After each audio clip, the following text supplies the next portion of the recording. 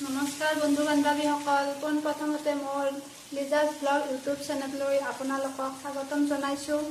আজি মই আপোনালোকৰ মাজলৈ এটা ৰেচিপি শ্বেয়াৰ কৰিব বিচাৰিছোঁ। আজি মই এই মিছা মাছ লৈছোঁ।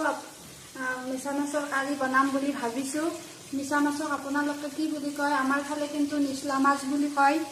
আৰু মই বেছি মছলা এড নকৰোঁ। এটা ডাঙৰ সাইজৰ পিঁয়াজ লৈছোঁ, সৰুকৈ কাটি লৈছোঁ। অলপমান নৰসিংহৰ পাত লৈছোঁ, দুটা কেঁচা জলকীয়া লৈছোঁ, ধনিয়া গুড়ি এচামুচ লৈছোঁ, আৰু মই গোটা জিৰা কেইটামান লৈছোঁ, এচামুচ মই নহৰু পেষ্ট লৈছোঁ, আৰু এটা টমাটৰ মই এনেদৰে পেষ্ট বনাই লৈছোঁ। এতিয়া ৰেচিপিটো আপোনালোকে চাই থাকিব। প্ৰথমতে মই কেৰাহীত তেল দি ল'লোঁ। এতিয়া মই এই 250 গ্ৰাম মিছা মাছ চফা কৰাৰ কাৰণে কম হৈ গৈছে। এই মাছখিনি ফ্ৰাই কৰি ল'ম অকণমান।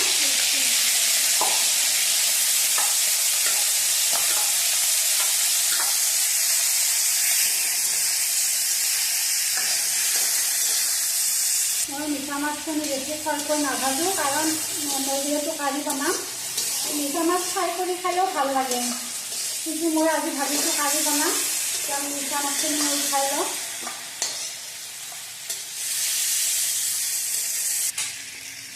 সেই তেলখিনিতে প্ৰথমতে মই দি লৈছিলোঁ গোটা জিৰা কেইটা দি দিম,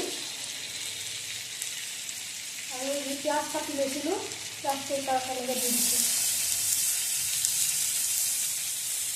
জলকীয়া দুটা দি দিলোঁ।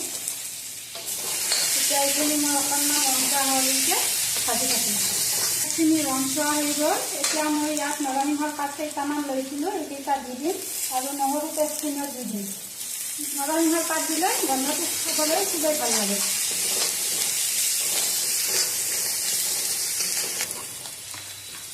এইখিনি মোৰ ভজা হৈ গ'ল। এতিয়া মই তেল বনাই থৈছিলোঁ যে টমাটৰৰ, এইখিনি মই ইয়াত দি দিম। এইখিনি মই অকণমান ভাজি থাকিম।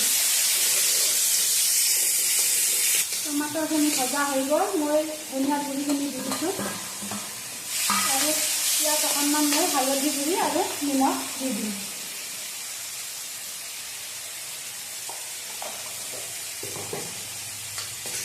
হালধি গুড়ি দি দিলোঁ, আৰু মই সোৱাদ অনুসৰি ইয়াত যিহেতু মই মাছ কম, সোৱাদ অনুসৰি নিমখ দি দিম। এইখিনি মোৰ ভজা হৈ গ'ল। চাওকচোন কালাৰটো কিমান ধুনীয়া হৈছে। এতিয়া মই ভাজি ৰখা মিছা মাছখিনি ইয়াত দি দিম।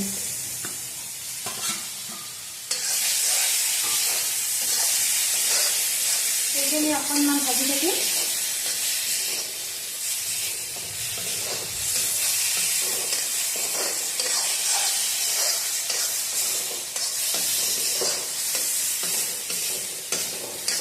এইখিনি ভজা হৈ গ'ল। এতিয়া মই ইয়াত একাপমান গৰম পানী দি দিম,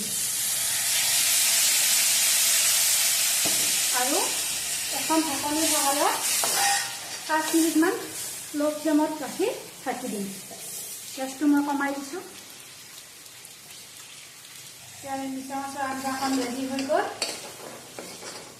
ভিডিঅ'টো কেনেকৈ পালে আপোনালোকে জনাব। যদি ভাল লাগিলে লাইক কৰিব, শ্বেয়াৰ কৰিব, আৰু মোৰ চেনেলটো ছাবস্ক্ৰাইব কৰি দিব। চাওকচোন কিমান ধুনীয়া কালাৰ হৈছে। আপোনালোকেও এবাৰ এনেদৰে বনাই খাই চাব। ভাল লাগিলে জনাব।